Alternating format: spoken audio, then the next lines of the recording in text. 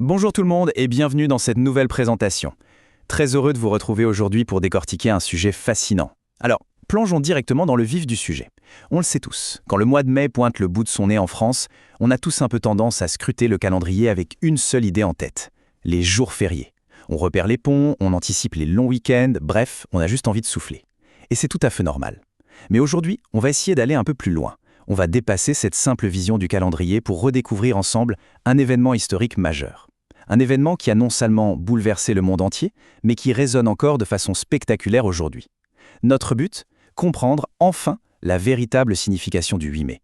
Parce que, posez-vous la question de seconde, au-delà du jour de repos, que signifie réellement ce fameux 8 mai? Si on met de côté la grasse matinée et le barbecue entre amis, qu'est-ce qui nous reste au fond?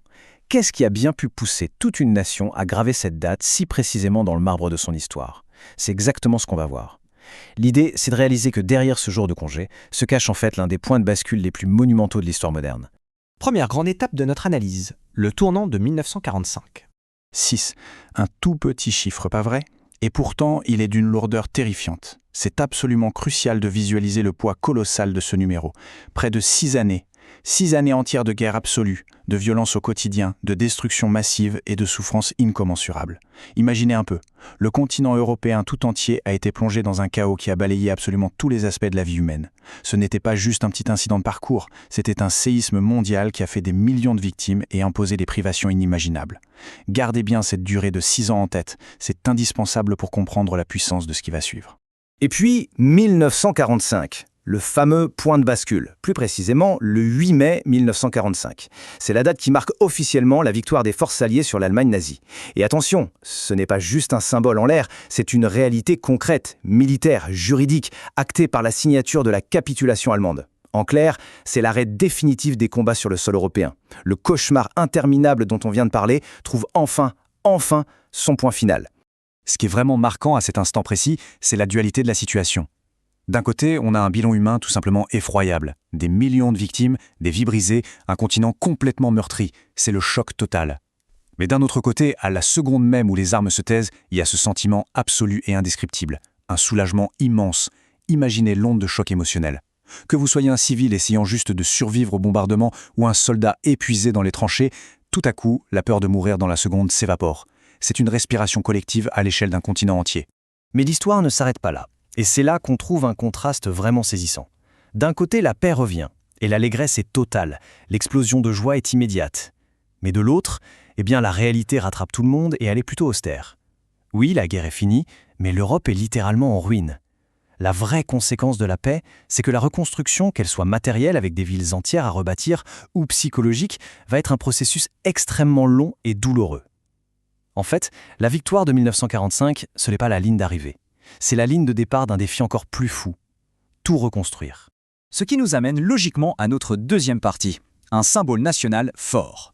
Avec le temps, en France, le 8 mai s'est métamorphosé. C'est devenu bien plus qu'un simple chapitre dans les manuels d'histoire.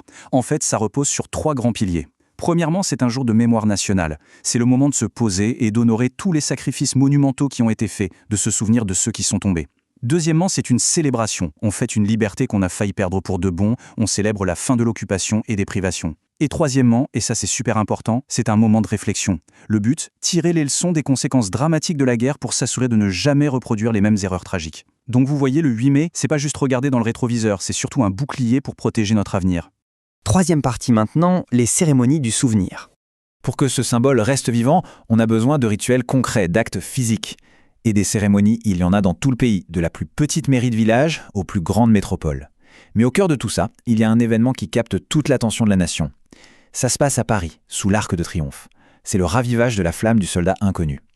C'est sans conteste le moment le plus solennel de la journée.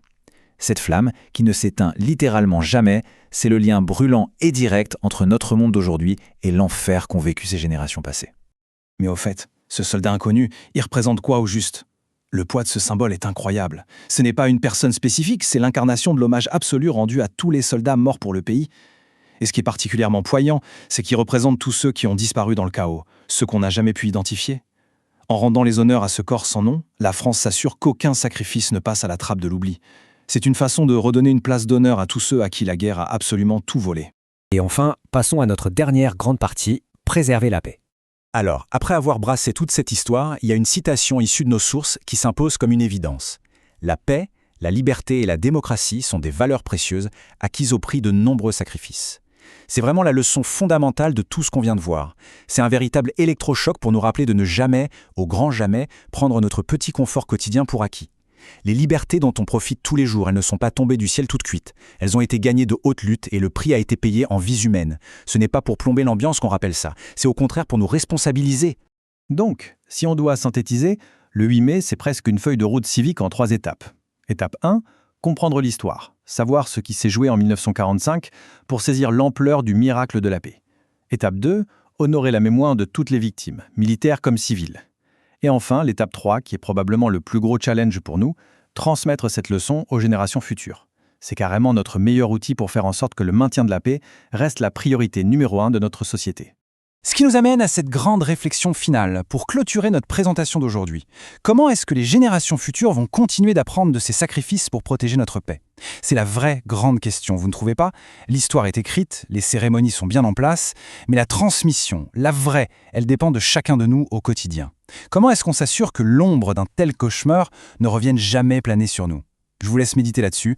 Merci beaucoup d'avoir suivi cette analyse avec moi et surtout n'oubliez pas, il reste toujours crucial de rester curieux et de chercher à comprendre le monde qui nous entoure. À très bientôt.